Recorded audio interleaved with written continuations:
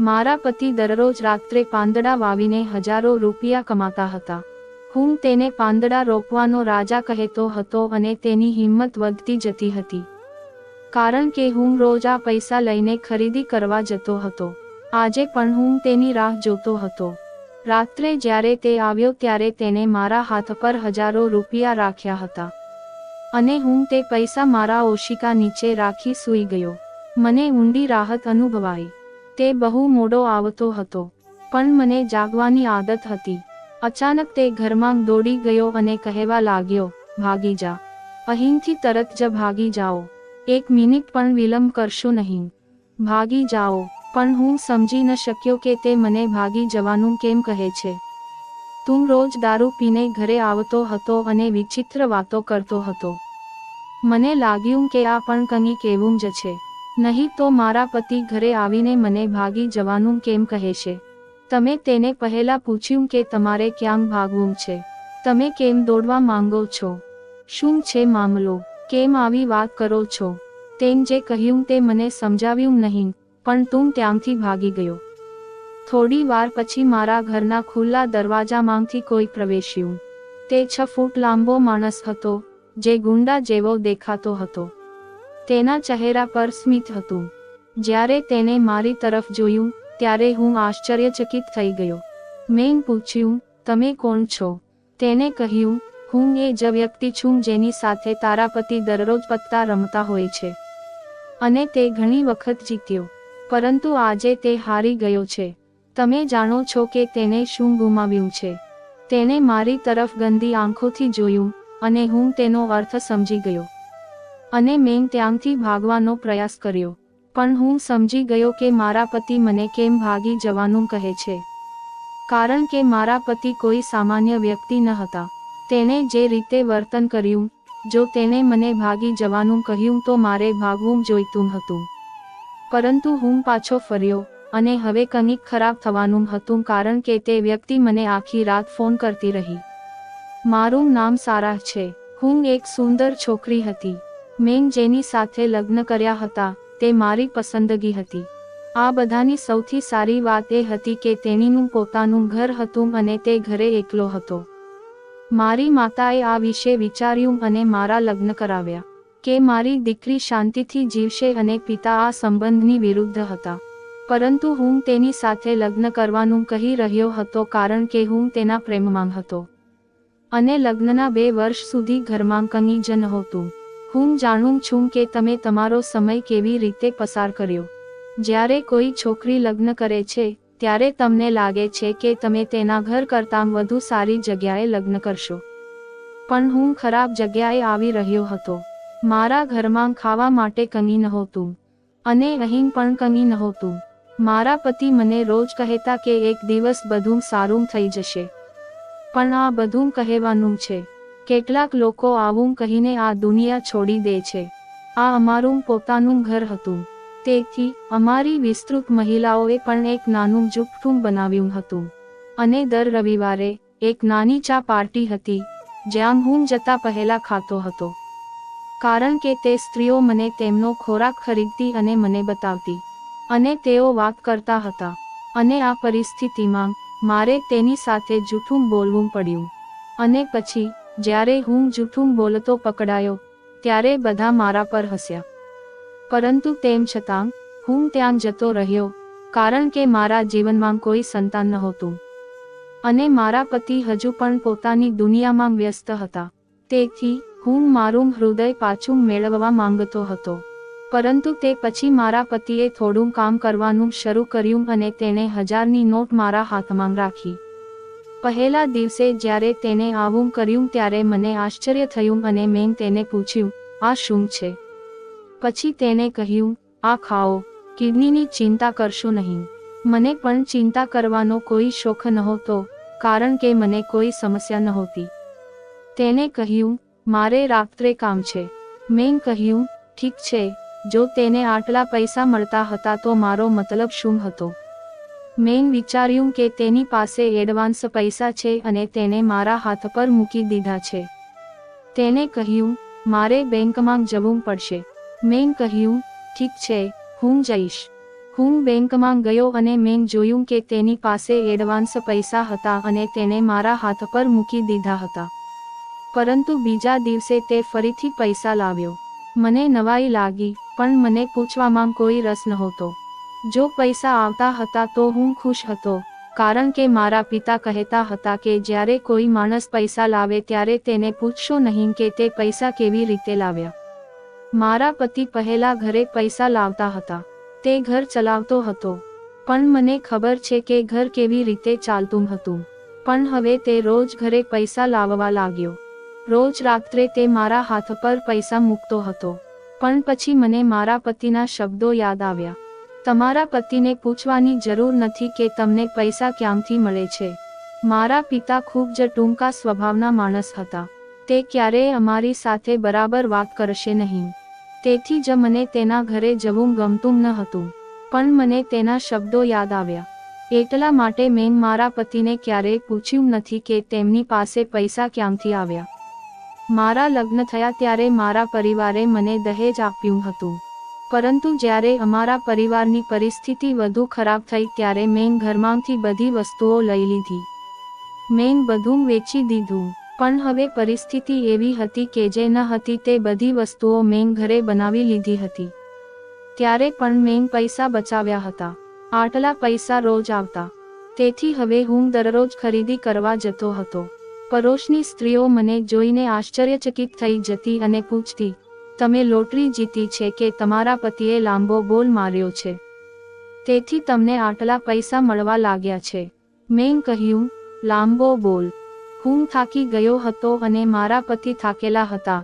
મેં મારા મિત્રોને કહ્યું કે મારા પતિ સખત મહેનત કરે છે, પરંતુ મારા પતિ પર સખત મહેનતની કોઈ નિશાની નહોતી.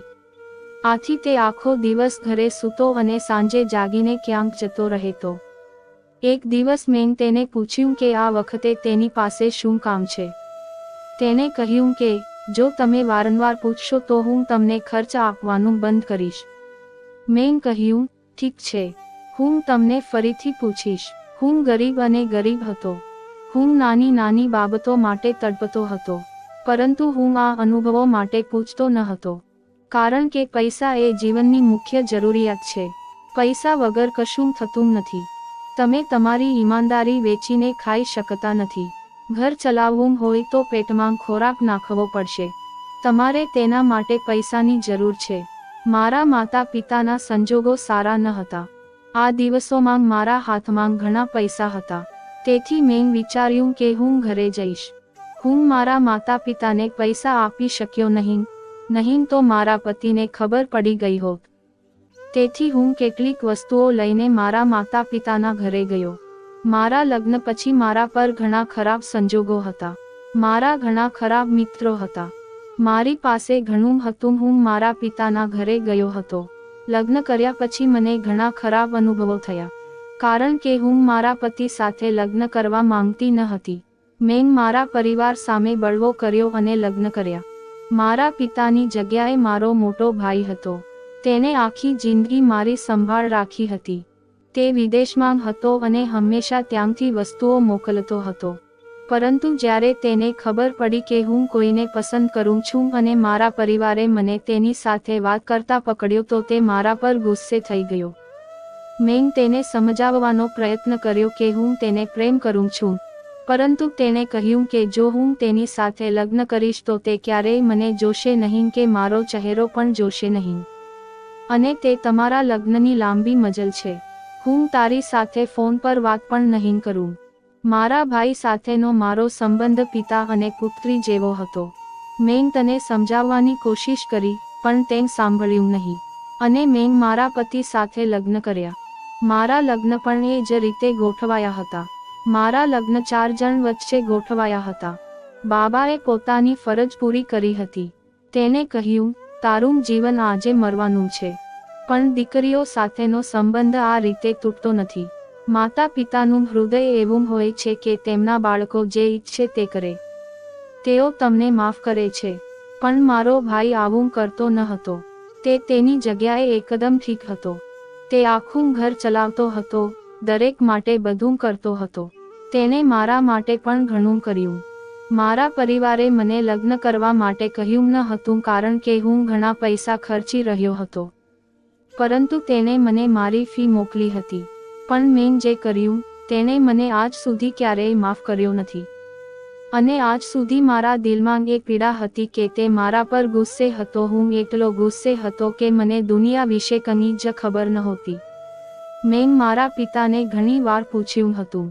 તેણે કહ્યું, બાળકો તેમના માતા પિતાની વાત સાંભળતા નથી અને આ બાળકો પોતાના પૈસા કમાય છે. તેઓ મને ના કહેતા નથી. તેઓ તમારા નામને ધિક્કારે છે. મને પણ આશ્ચર્ય થયું કે મેં મારી પસંદગીની વ્યક્તિ સાથે લગ્ન કર્યા અને કંઈક ખોટું કર્યું. પણ લગ્નના વર્ષોમાં મને આ વાત સમજાઈ ગઈ.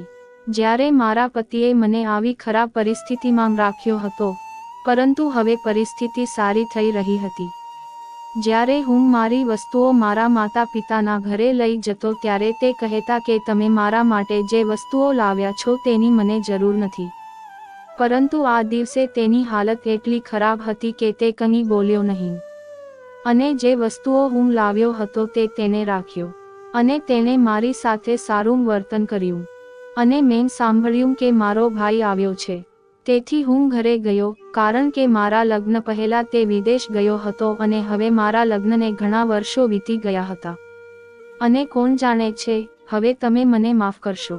બસ આટલું જ બહાનું બનાવીને હું ઘરે જવા નીકળી ગયો. મારા હાથમાંની બધી વસ્તુઓ જોઈને મારી માતા ખુશ થઈ ગઈ કારણ કે તેને રસોઈ બનાવવી હતી.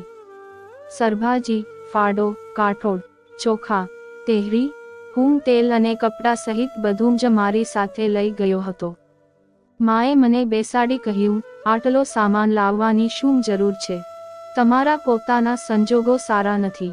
શું તમે કામ કરો છો? મેં કહ્યું, ના, મારા પતિનું કામ બરાબર ચાલે છે. પણ તમે તમારા પિતાને કહો કે આ તેમના પૈસાની કિંમત નથી. પણ મને ક્યાંક નોકરી મળી ગઈ છે, નહીંતર તમે વિરોધ કરશો. માએ કહ્યું, હવે તારા પપ્પાને રોગ નહીં થાય. તમે ખૂબ જ ચિંતિત છો. તમે નિવૃત્ત થયા છો અને એવા દિવસો આવે છે જ્યારે ખાવા પીવા માટે કંઈ જ નથી હોતું. મેં મારી માતાને કહ્યું, તમે આવી સ્થિતિમાં જીવો છો. તારો ભાઈ ક્યાં છે? તારો ભાઈ કંઈ કરતો નથી. માએ કહ્યું, બાબા ત્યાં આવ્યા. મને ખબર નથી કે બાબા કેમ ગુસ્સે હતા. તેણે મારી સાથે વાત ન કરી અને તેના રૂમમાં ગયો. આ જોઈને મને બહુ ખરાબ લાગ્યું. હું 10 થી 15 મિનિટ બેઠો અને પાછો આવ્યો. માતાએ કહ્યું, હું ખૂબ જ દિલગીર છું.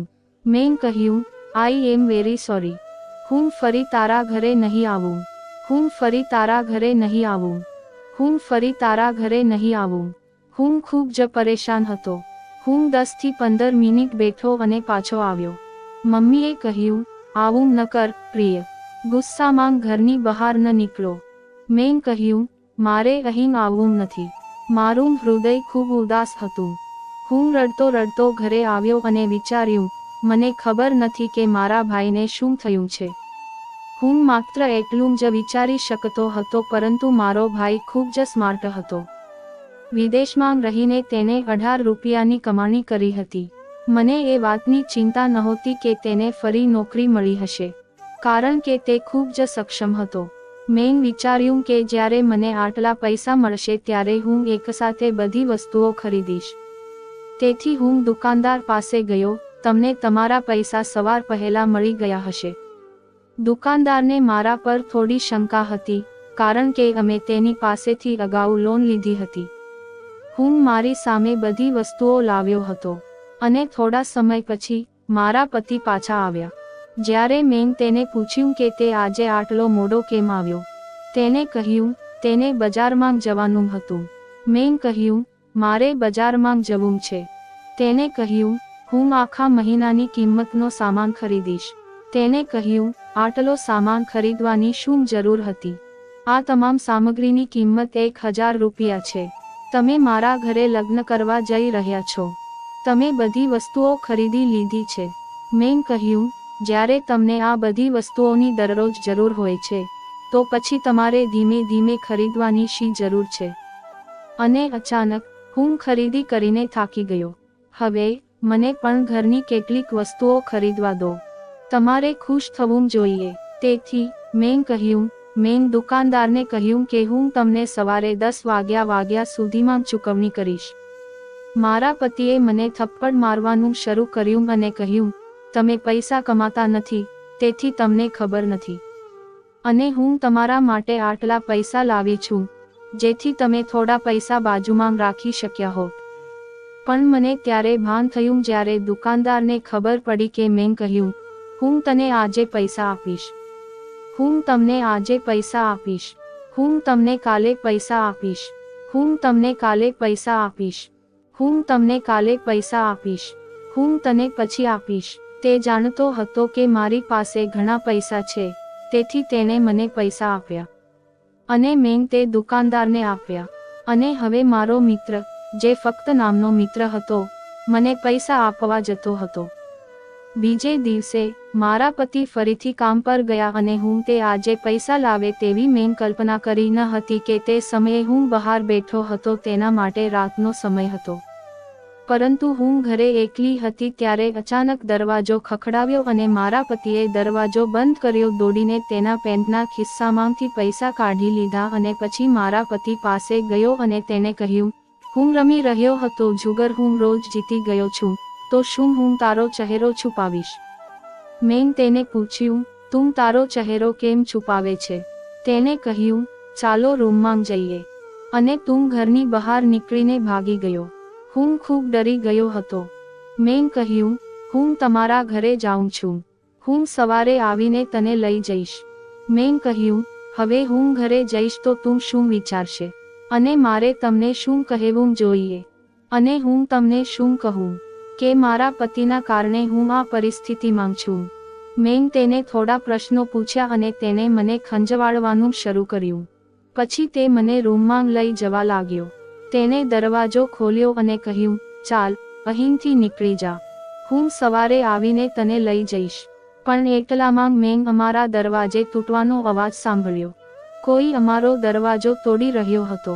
મારા પતિએ મને ઘરની બહાર નીકળવાનું કહ્યું. તેને મને એટલો જોરથી ધક્કો માર્યો કે હું દરવાજા સાથે અથડાઈ ગયો. મને ગુસ્સો આવ્યો. મેં કહ્યું, બોલો, શું થયું? તે સમયે એક માણસ અંદર આવ્યો અને મારા પતિ દરવાજામાંથી કૂદી પડ્યા. મને આઘાત લાગ્યો અને ચિંતા થઈ. આ દરમિયાન એક વ્યક્તિ ઘરમાં ઘૂસી ગયો અને મને એકલી મૂકી ગયો. પણ હવે મેં મારો દુપટ્ટો વધુ ચુસ્ત બનાવી દીધો છે, જેથી તમે મારો ચહેરો ન જુઓ. મારા પતિએ મારી સાથે શું કર્યું? એનો અર્થ એ થયો કે પૈસો એ જમાનાનો પૈસો હતો. અને આજે મારા પતિએ મને દાવ પર લગાવી દીધો હતો. હું માણસ પાસે ગયો અને તેના પગ પાસે બેઠો. મેં કહ્યું, મારી સાથે આવું કંઈ ન કરો. મને જવા દો. એક ક્ષણે મારો દુપટ્ટો પડી ગયો. હું ખરાબ રીતે રડી રહ્યો હતો. તે માણસે મારો ખભા પકડીને મને ઊંચકવાનો પ્રયત્ન કર્યો. પણ મેં તેનો હાથ કાઢી નાખ્યો. પરંતુ તેને ફરીથી મને કડક રીતે પકડી લીધો અને મારી આંખોમાં જોયું. તેને કહ્યું, તમે અહીં શું કરો છો? પછી મેં ધ્યાનથી જોયું અને મારા પગ જમીન પરથી પડી ગયા. કારણ કે તે બીજો કોઈ નહીં પણ મારો ભાઈ હતો. હું ખૂબ જ ખરાબ સ્થિતિમાં હતો. હું ખૂબ જ ખરાબ સ્થિતિમાં હતો. હું ખૂબ જ ખરાબ સ્થિતિમાં હતો. હું તમારા લગ્નમાં ક્યારેય આવ્યો નથી. મેં તમારા પતિને ક્યારેય જોયા નથી. મેં ક્યારેય તને મારા પરિવાર સાથે પણ ઓળખાવ્યો નથી. મેં ક્યારેય તમારો કે તમારા પતિનો ફોટો પણ બતાવ્યો નથી. જો તમે ક્યારેય તમારું નામ કહ્યું હોત, તો મેં ફોન કાપી નાખ્યો હોત. પણ મને ખબર નથી કે મને કોણે સજા કરી. મને એક છોકરી સાથે પ્રેમ થયો અને તેને મારી સાથે લગ્ન કરવાનું વચન આપ્યું. તેણીએ મારી સાથે લગ્ન કર્યા. હું થોડો ડરી ગયો. હું થોડો ડરી ગયો. હું થોડો ડરી ગયો. જો તે મારાથી અલગ થવા માંગતો હોય તો મને કોઈ મુશ્કેલી ન હતી. પણ મને એ વાતથી દુઃખ થયું કે તે મારા બાળકને લઈ જઈ રહ્યો હતો. મેં તેને કહ્યું કે મારે પણ આ બાળકની જરૂર છે. અને તે મારું બાળક અને મારી મિલકત લઈ જશે અને ચાલ્યો જશે. તમે મને રોકી શકતા નથી. તેણે મારી સાથે ખૂબ દુષ્કર્મ કર્યું. તેણે મારું જીવન બરબાદ કરી નાખ્યું. અને તે મારા બાળકને પોતાની સાથે લઈ ગયો. મને જુગારની લત હતી. મેં પીવાનું શરૂ કર્યું. મેં મારી જાતને નષ્ટ કરવાનું નક્કી કર્યું. હું આ માણસને ત્યાં મળ્યો. ત્યાં થોડા લોકો હતા જેઓ મારી સાથે જુગાર રમતા હતા. તમારા પતિ બહુ સ્માર્ટ છે. તે હંમેશા જીતતો હતો. તેણે મારા બાકીના પૈસા લીધા. તેથી અમે તેની સામે બદલો લેવાનો પ્લાન બનાવ્યો. અને તે મારો ભાઈ થોડીવાર ચૂપ રહ્યો. પ્લાન કર્યો અને તે મારો ભાઈ શાંત થઈ ગયો કારણ કે જે જીત્યો હતો તે તેની બહેન હતો. મારો ભાઈ ફરીથી રડવા લાગ્યો. મેં તેના આંસુ લૂછ્યા અને કહ્યું કે પરિસ્થિતિ ખૂબ ખરાબ છે. ઘરમાં ખાવા માટે કંઈ નથી. પણ અચાનક તે પૈસા લાવવા લાગ્યો. મારી પાસે પણ ન હતો. તેને પૂછો કે તેને મારા ભાઈ પાસેથી આટલા પૈસા ક્યાંથી મળ્યા, પરંતુ અમે એકબીજાને વચન આપ્યું હતું કે અમે આ વિશે કોઈને કહીશું નહીં. અને પછી મારા ભાઈએ મને પૂછ્યું, શું તમે હવે આ માણસ સાથે રહેવા માંગો છો? મેં કહ્યું ના. હું નસીબદાર હતો કે જેને મને જીત્યો તે મારો પોતાનો ભાઈ હતો. મેં કહ્યું ના. હું નસીબદાર હતો કે જેને મને જીતાડ્યો તે મારો પોતાનો ભાઈ હતો. તેની જગ્યાએ બીજો માણસ હોત તો મારું શું થાત? મારે મરવું પડ્યું હોત. મારું જીવન બરબાદ થઈ ગયું હોત. જે દિવસે તે મને છોડીને ભાગી જશે, મારે તેની સાથે રહેવાનો કોઈ પ્રશ્ન જ નહીં રહે. ભગવાને મને ક્યારેય આટલા બાળકો આપ્યા નથી. મેં મારા પતિ સાથેની મારી સગાઈ તોડી નાખી અને તેનું ઘર કાયમ માટે છોડી દીધું.